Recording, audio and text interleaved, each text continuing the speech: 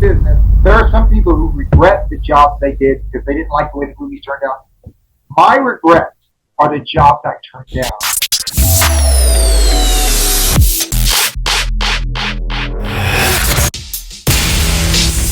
Yeah, it's Kung Fu Chronicles, and we are back at it because it's time for part 2 of my conversation with the great master himself, Don the Dragon Wilson. Listen, if you guys haven't checked out part 1, I'll leave that link right up here so you guys can get up to speed on that. And guys, do remember to drop your comments down below and share the video if you can. It really helps us grow, and I appreciate it so much, so we can keep doing our thing. Make sure you stay to the very end of this video so you guys can get the 411 and all the Dragon's insight into everything involving the movie industry and more, which we'll talk about right now. Frank Duke says he offered to fight me blindfolded because he's got perfected the art of sonar fighting. He goes to a blindfold. I don't remember what he called it, but it's some sonar thing. Like okay. He thinks he's a dolphin, Frank Duke. Right, or a bat, right? I immediately wrote to him. I said, Frank, thank you so much for the fight offer. I'll accept it. And thank you very much for the, wearing the blindfold. But I said, I will bring the blindfold so that nobody will question whether it's real or not. Right. And no response.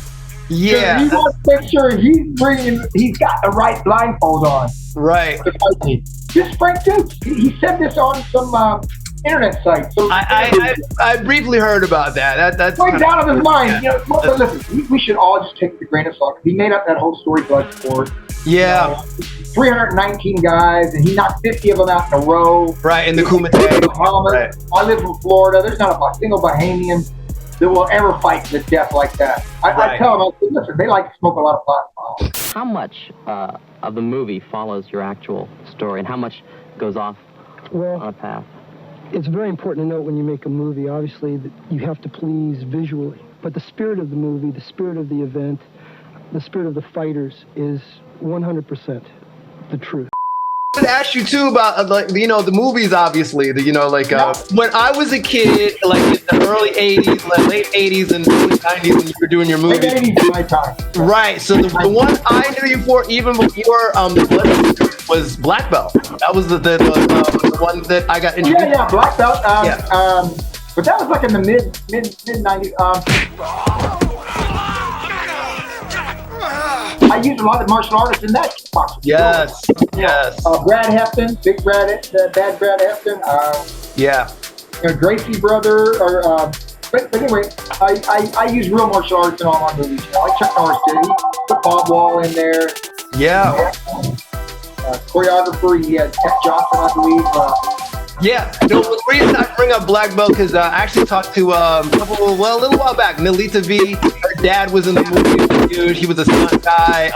As an Irwin of Illinois. So back in the day, he was in Power and all this stuff. To make the connection with you and your dad at first, but then I was just like, oh, that's her dad. Because I will tell you, I'm so old now that I remember your dad in that movie Black Belt, and like years ago, Don the Dragon Wilson. Yes, I'm like a super nerd like that. So I was like, oh wait, that's so cool.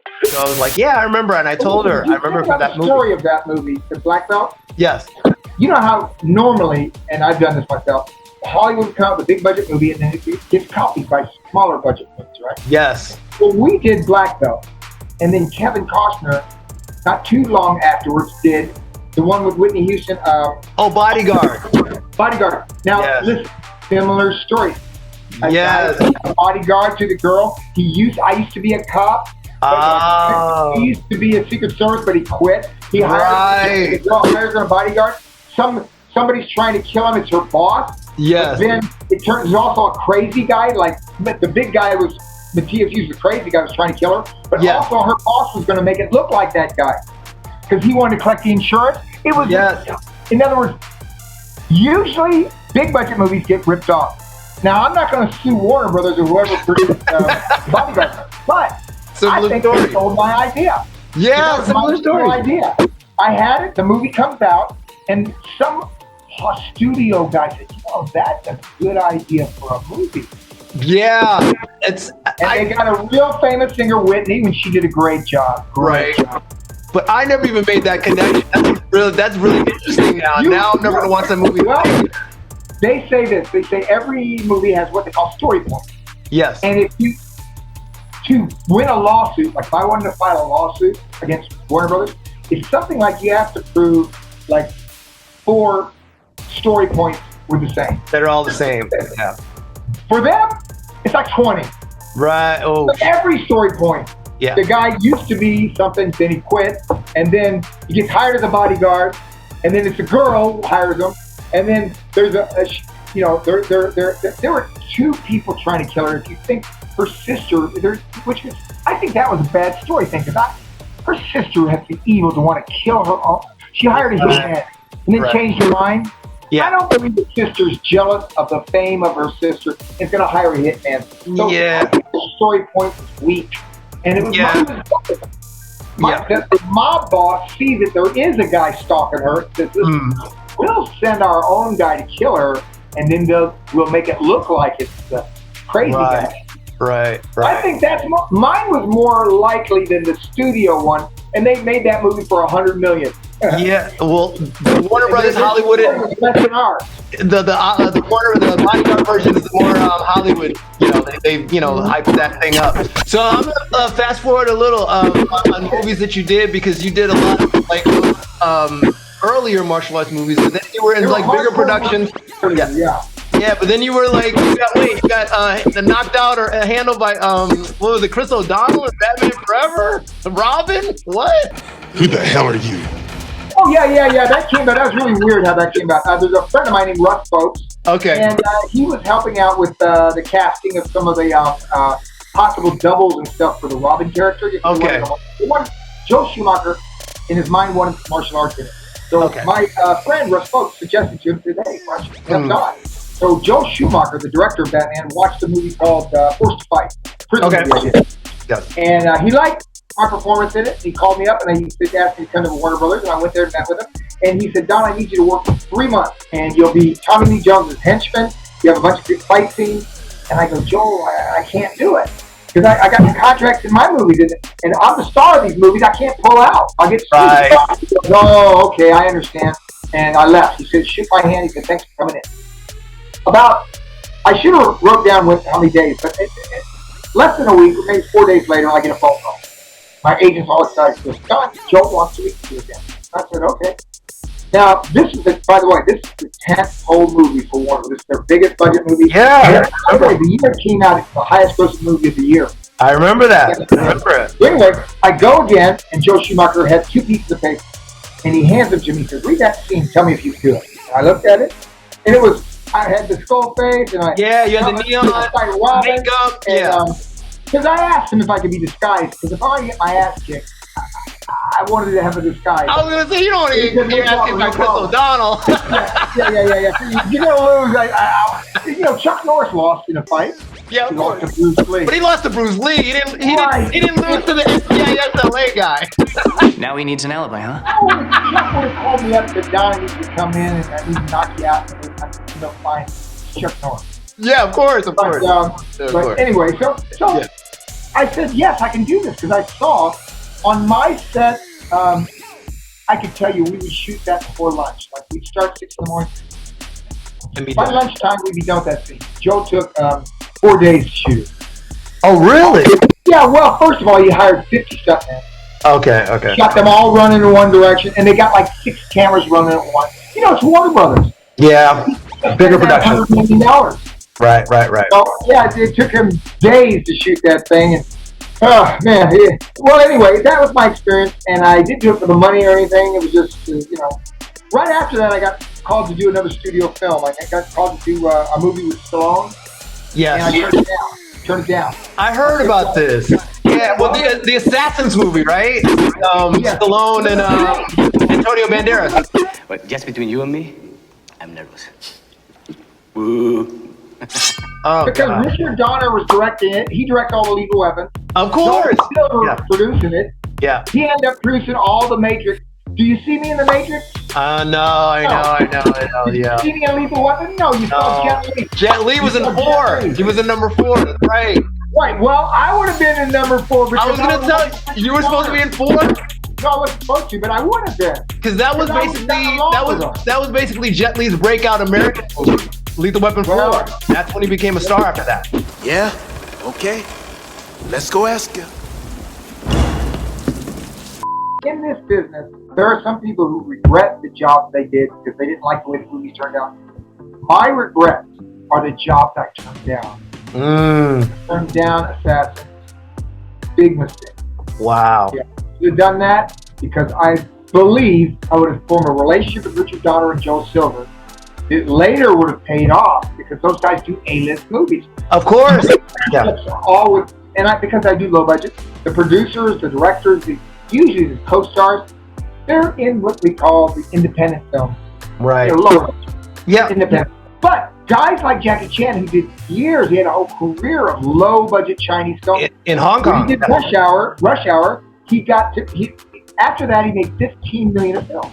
Yes. That's what it is. One film turns it all around. Do you understand the words that are coming out of my mouth? Now listen, you get like more chances, but if you do like 3 or 4 bombs, yeah, then you kind of they don't. They push you. Yeah. Yeah. They'll rather get an unknown, right, than a guy whose last 4 movies have lost money. Got it. Unknown, because you don't know the unknown may end up being a big star. Of course. So basically, yeah. But you know what? There's not a kid, not a single one that I threw in the '90s that I can't do today. That's awesome. Kick or a punch. Yeah, I am older, but I've got more experience in acting. Like I can. Yeah, I mean, I was no thespian when I started. Believe me. And the dialogue was kept pretty tight, and I was pretty stiff. What they call stiff. I didn't show a lot of emotions in my scene. Yeah. And it worked for my earlier movies. Yes. Now I've been a professional actor. My first movie was in 1982. It's a Hong Kong production called New York Chinatown. Yes. Yes. Yeah. I was a bad guy. Yeah. It was a Hong Kong thing. Nobody even in America would have watched it probably.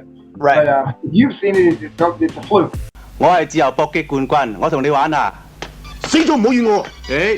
大家可以簽生死狀嘅。But I've been a professional actor for 40 years. Yeah, long time. So I can now, if I get an A-list movie and I'm working with an A-list actor, I can not be embarrassed in myself. I can actually listen to him, actually respond, and actually make it a real scene. Yeah. Whereas in the 80s, all I could do is maybe one line.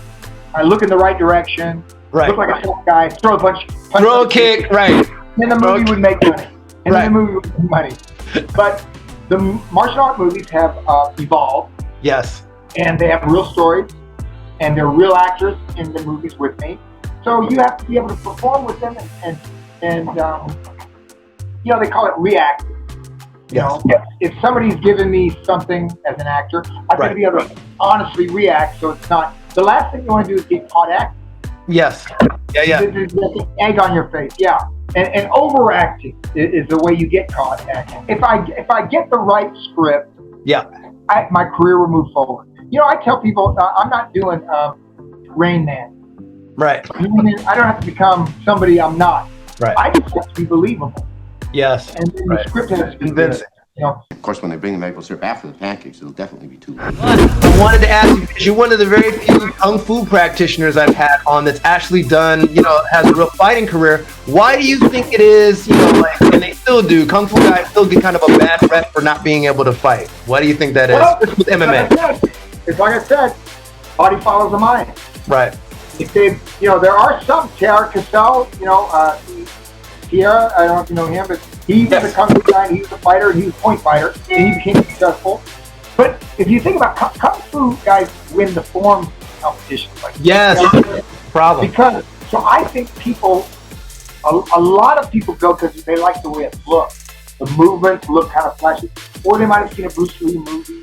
Right. Or they, Shaw Brothers. Their mind is saying, I want to see something that looks a certain way, fluid, and look like a dance. Right. And they're not going to kung fu, especially since kung fu in the 60s and 70s had the reputation. Right. Kung fu can't fight. So why would you go there if you wanted to be a fighter? Right. Like it wasn't. I didn't look at it that way. Like I said, it didn't even wasn't my main thing was I didn't have to pay for lessons. Right. That's how you got into it. Because it's free. So it's your mind. If you go into kung fu, you're to study kung fu, but you want to be a fighter. You go to the taekwondo guys like I did. I worked on their kick. I went to boxing gym. 1978, I would go to boxing gym. Right. So you could essentially say, I'm gonna go to boxing gym for like 24 years. Right. As a fighter, when I was pro. Now you can add another 20 years. So for 40 years, I've been going to boxing gym. it's the cross training. You got to have your mindset. My mind was in the right place. I wanted to improve as a martial artist, so I was willing to open my eyes up and go wherever I needed to improve. I said, empty your mind. That's why Kung Fu guys who first come in, if they're not part of their thing is that I want to be able to defend myself and fight, they're not going to be excelling in. Your body follows your mind, and your fight career follows your mind as well. Right. Your competency as a fighter. And but listen, Bruce Lee was a Kung Fu guy. No, he couldn't fight. Right, well, no. It was a different time too, but yes, you're right though. And he was open to cross training, so it was a lot of. Right, he did it from the very beginning before I got popular. Right. I tell you what, Taekwondo guys can't punch though. No, I know, but they can kick. They got no combinations, but they got to kick. Right, great kick. Yes. Defense against kick, moving your body, moving your body. There are things you can learn from. I tell people, even the worst fight in the world can teach you something. Yeah, you know what that is? I believe it. Teach you what not to do. There you go. You watch him and you say every time he does something, he gets hit in the face. You know, whatever it is he's doing, don't do it. Exactly. He's going to get hit in the face. Absolutely. We all learn from everybody, and I'm a big proponent of cross training. I've been doing it since my career. And, me too. I mean, I think that's how you learn. That's how you get better. You know? Correct. Yeah. Correct. There's not just one way to do anything. Exactly. Well, Master Don the Dragon Wilson, I want to thank you so much for being on the show. If people want to find you, obviously you're in different spaces. Yeah, Facebook. Okay. That's what I'm in Facebook. But I'm on Facebook. You know, okay. Well, old school. Got it. Okay. My email's AOL. Old school. You've got mail. Got you. Okay. Well, I'll put that on Facebook. People want to contact you. I appreciate you so much for doing this. My pleasure. All right, there it is. There it was, Master Don the Dragon Wilson. And I hope you guys enjoyed that second part. Go ahead and comment down below. Let me know your thoughts on everything, things you like, things you didn't like, what you'd like to see more of on the channel, because we've got so much more headed your way. New interviews coming. We're working on so many. I promise you guys good things to come. So as always, it really helps if you go ahead and like and then share the videos. That way we can grow even more by sharing these things with people in our community, in the martial arts community that you think would enjoy the videos the same as you did. And we only get bigger from there. So let's grow, let's go. You know that's my motto. And don't forget to link up with me on all our social sites here, and everywhere. Hit up the Patreon if you'd like to support the channel even more, so that if you're into content like this, then of course we can make more of it. And of course I want to thank you guys, the audience, the Kung Fu Chronicle fam. Could not do this all without you and your support. Guys, thank you so much for watching. And of course, Master Don the Dragon Wilson for being a part of this video. Hi, I'm Don the Dragon Wilson, and thank you for watching Kung Fu Chronicle. And if you guys haven't seen part 1 of this for some reason, do yourself a favor, jump into that one right now, because you can, because it's right over here. And of course, after that, you can even check out a video like this that you may enjoy as well. Guys, stay tuned. See you all in the next round. And of course, keep punching.